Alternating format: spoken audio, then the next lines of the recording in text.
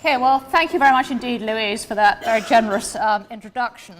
And firstly, I'm absolutely delighted to have the opportunity to welcome you all here to what I understand is the inaugural conference of Understanding Wellbeing in the UK.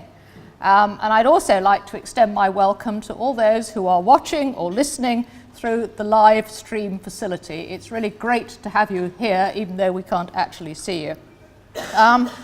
Looking at your programme, it looks to be an absolutely fascinating conference, and I say that with genuine envy of not being here, because my research area was in the neurobiology of stress, so I've got a lot of interest in what you're doing. And of course, as a university, Brunel offers an enormous amount of expertise in the areas of health, well-being and the social scientists, and I think that makes us a real catalyst for the type of debate that I know you're having at this conference today, and I'm sure you're having very rigorous debate and bringing together people right across the globe. I should say that in Brunel, this area of research is a very rapidly expanding area.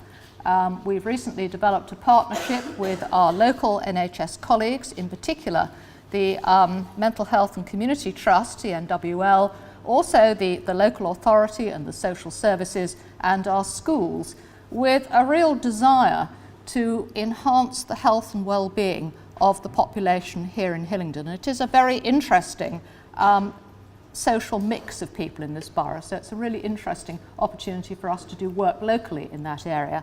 And of course, we're always very, very concerned about the health and well-being of our colleagues in the university and of course our students. And we all know that nationally, mental health issues in students are a growing concern. We ourselves, in 2 weeks' time, will be launching our new mental health and wellbeing strategy to support our students.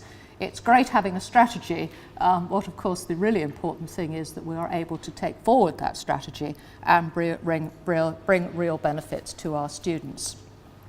So I think this conference is going to be a really fantastic opportunity to show how we can bring leading scholars from very diverse disciplines together to address these major issues, which are not just national issues, they really are global issues, and of course drive the generation of new knowledge, and I should say evidence-based knowledge, and of course we all like evidence-based knowledge, it's really important. So we are very honoured to have the opportunity to host this event and showcase the research which has been produced during the first 3 years of the ESRC-funded What Works Well Centre for Wellbeing. It's a bit of a tongue twister, that. I don't know who developed that, but it's definitely a bit of a tongue twister. But obviously the significance of understanding well-being of diverse populations is reflected in the wider environment of research funding, which is increasingly focused on driving innovation and creating new knowledge to ensure that the human rights of everybody right across the globe, whatever their background, their social environment, etc., to support sustainable health and well-being. This raises serious grand challenges for researchers in the field as they seek to try and understand what well-being means to people. And of course, I'm sure it means different things to different people, and that creates real complexities for all of you. How can we measure well-being? Again, very difficult. And very, very importantly, what interventions work to help and support well-being, and how can we address the obvious inequalities that we've got in society, again, whatever part of the world we're talking about. Now, the presentations made already today and the workshops and the debates that are to come are, I think, a real testimony of the research programme in addressing and advancing knowledge and understanding of these really major societal and global challenges.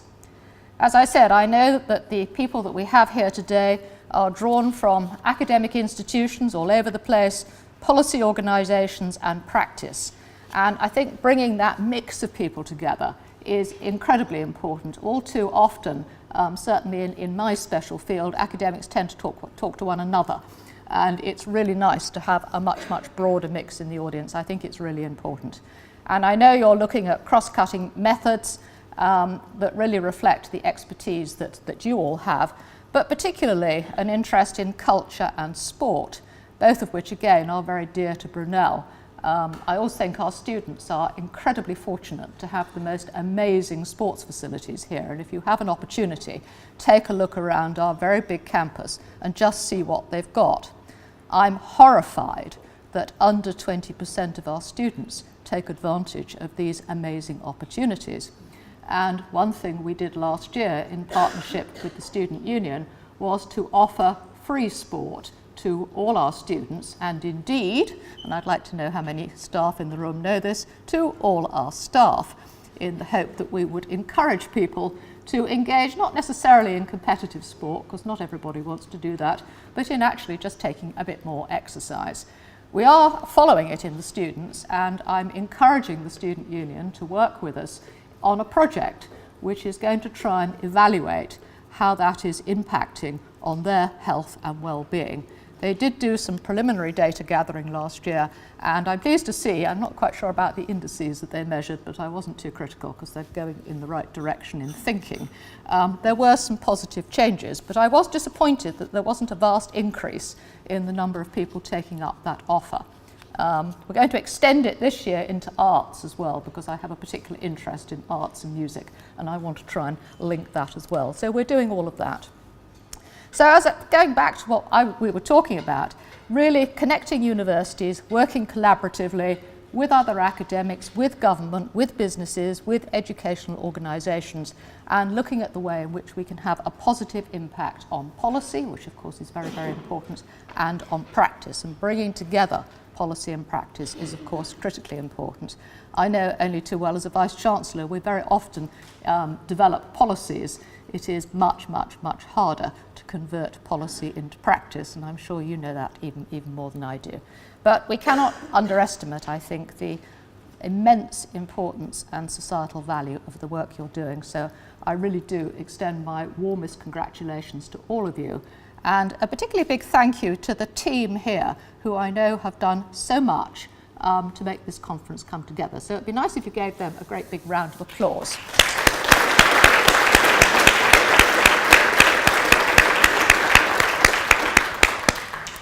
But of course, we do these days live in uncertain times, and one only has to pick up the newspapers every morning or turn the radio on, and we all realise what uncertain times we live in. So I think it's ever more important that we can be really confident in the quality of evidence in any area of research. And I know what you're working on here in looking at the intellectual and methodological rigour that you bring to your work on well-being will really ensure that we have the highest quality evidence going forward on which we can build policy. And of course, policy that isn't based on evidence is always rather suspect. So I think, as the topics of the workshop being delivered this afternoon will show, there are challenges remaining in measuring well-being, and I'm very interested in hearing what comes out of this afternoon's discussions, building credible evidence about well-being, and understanding the costs associated with ensuring within the population we can promote and enhance well-being. And I think we all know that it won't come free. There are things you can do free, but most of it won't come free. So well-being then is a vibrant, dynamic, and a very, very important area for future research. And I'm delighted at the potential for further funding from the ESRC, and I'd like to think from other government bodies to support this very work, and particularly understanding the work in relation to loneliness, which is an area which Professor Christina Victor, who I can't see, but I know she's here somewhere, there she is, she's just walked into the room, is very, very well known. And as we mentioned earlier, in the area of sport, through the work of Tess Kay and Louise Manfield. And I haven't seen Tess, but I'm sure she's here somewhere, and Louise, of course, is over there. But I encourage you all to drive this very, very important agenda forward, to collaborate, because I've always thought that actually research is much more fun if you collaborate, and if we're having fun and the sun shines, things immediately feel better. So I wish you every success, and I look forward very much to hearing about the direction of travel of this work. I'm sorry I can't stay with you. I'd much rather be with you than where I'm about to go to, but that is my life as a VC, which I chose. So thank you all very much indeed.